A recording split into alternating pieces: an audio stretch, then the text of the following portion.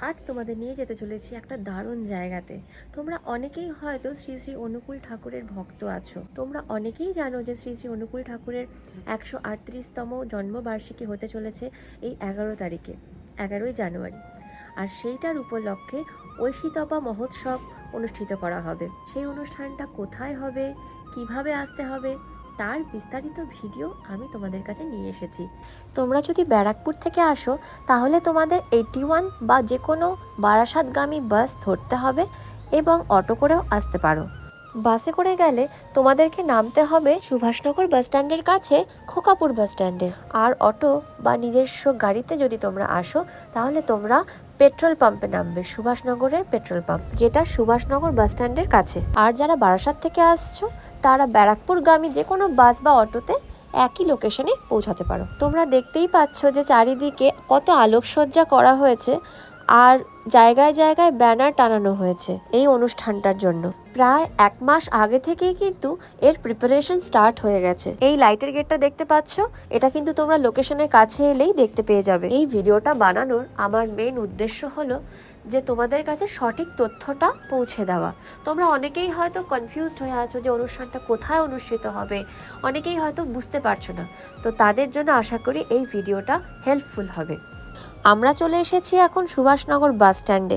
এই বাস স্ট্যান্ডের কাছে যে মাঠটা আছে, এই মাঠের মধ্যেও অনুকূল ঠাকুরের অনেক অনুষ্ঠান আগে অনুষ্ঠিত হয়েছিল। ঐশীতপা মহোৎসবের জন্য এই মাঠেতেও কিছু ব্যবস্থা আয়োজিত করা হয়েছে। ভিডিওর শেষে তোমাদের এই জায়গাটাও দেখিয়ে দেব। আর একটু এগোলেই রয়েছে সুভাষনগরের পেট্রোল পাম্প, আর পেট্রোল পাম্পের পাশেই রয়েছে বিরাট মহোৎসবের আয়োজন। তো চলো তোমাদের দেখিয়ে নেওয়া যাক।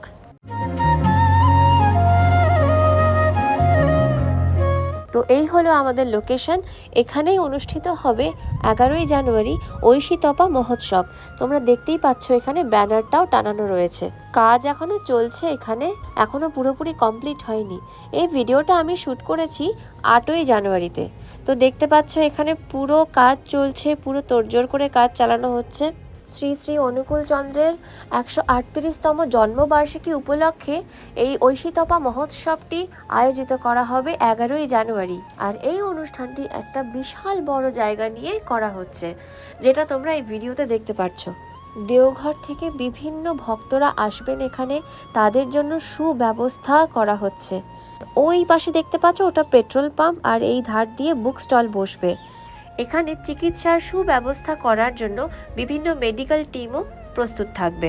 আর ওই যে সাদা মতন মণ্ডপটি দেখতে পাচ্ছ, এখানেই পুজো করা হবে শ্রী শ্রী অনুকূল চন্দ্র ঠাকুরকে। তোমরা দেখতেই পাচ্ছ যে সাদা নীল কাপড়ে চারিদিকে সুসজ্জিত হয়ে উঠেছে এই জায়গাটি। আর দেখো কত লাইটও লাগানো হয়েছে, ঝালর লাগানো হয়েছে। তোমরা ভাবতে পারছো প্রায় 1 মাস ধরে আয়োজন করা হচ্ছে শুধুমাত্র এই একটা দিনের জন্য। হাতে মাত্র আর কটা দিন। 11ই জানুয়ারি ঐশীতপা মহোৎসবে তোমাদের সকলের আমন্ত্রণ রইল। এখানে প্রত্যেক ভক্তরা বিনামূল্যে প্রসাদ গ্রহণ করতে পারে এসে। আর ওই যে ওই পাশটায় ওটা মনে হয় একটা স্টেজ হতে চলেছে, যেখানে বিভিন্ন রকমের অনুষ্ঠান অনুষ্ঠিত হবে। মণ্ডপের পেছনেই রয়েছে একটা বিশাল বড় দিঘি বা একটি বড় পুকুরও বলতে পারো, যেইটার জন্য এই মণ্ডপটির শোভা আরো যেন দ্বিগুণ হয়ে উঠেছে। মণ্ডপের কাজ প্রায় হয়েই এসেছে। স্ট্রাকচারটি কমপ্লিট হয়ে গেলেই আলোকসজ্জার কাজ শুরু করা হবে। সাদা কাপড়ের উপর থার্মোকলের কাজ, আর ওপরে কি সুন্দর করে লেখা বন্দে পুরুষোত্তমম। তোমরা বুঝতেই পারছো যে এই জায়গাটা পুরোপুরি কমপ্লিট হয়ে যাওয়ার পর দেখার মতন তৈরি হবে। তোমরা ক্যামেরায় বুঝতে পারছো কিনা জানি না, কিন্তু এটি কিন্তু একটি বিশাল বড় জায়গা নিয়ে করা। মণ্ডপের উল্টো দিকেই কিন্তু রয়েছে ব্যারাকপুর বারাসাত রোড। তোমরা কিন্তু যাওয়া আসার পথেও মণ্ডপের দর্শন পেতে পারো। আমরা এখন স্টেজের সামনে চলে এসেছি। তোমরা দেখতেই পাচ্ছ যে এখানে অডিয়েন্সদের জন্য কি সুন্দর শেডের ব্যবস্থাও করা হয়েছে। 11 তারিখে আসলে তোমরা দেখতে পাবে যে এখানে কত পার্টিসিপেন্টরা অংশগ্রহণ করছে। স্টেজের পেছনটা মনে হয় এলসিডি ডিসপ্লেও করা হতে পারে, কোনো পারফরমেন্স চলাকালীন যাতে লাইটের প্রেজেন্টেশন দেওয়া যায়। মণ্ডপের সাইড ভিউটাও তোমাদের দেখিয়ে দিলাম। দেখতেই পাচ্ছ কতটা বড় জায়গার উপর করা হয়েছে মণ্ডপটি। আমাদের বাড়ি থেকে এই জায়গাটিতে আসতে বাইকে করে প্রায় 5 মিনিটের মতো লাগে, মানে বলতে পারো বাড়ির খুবই কাছে। আর একটু এগিয়ে গেলে আর একটা স্ট্রাকচার দেখতে পারবে, সম্ভবত এখানে রান্নার আয়োজন করা হবে, আর সম্ভবত তার পাশেই হবে খাওয়ার আয়োজন। তা আশা করি তোমাদের যাদের কনফিউশন ছিল সেটা ক্লিয়ার হলো। যদি আরও কিছু বিস্তারিত ডিটেলস জানতে চাও আমাকে কমেন্ট বক্সে জানিও। তোমরা যারা ভক্তরা আছো তারা নির্দ্বিধায় এখানে চলে আসতে পারো সপরিবারে। অনুষ্ঠানের বাকি বিস্তারিত ডিটেলস আমি তোমাদেরকে জানাবো 11 তারিখের পর। এখান থেকে বেরিয়ে আমরা চলে গেলাম সামনের পেট্রোল পাম্পে, যেটার কথা তোমাদেরকে আমি ভিডিওর প্রথমেই বলেছিলাম, মানে এখানকার মেন ল্যান্ডমার্ক। ওই যে ওই পাশে প্যান্ডেল আর এই পাশে পেট্রোল পাম্প।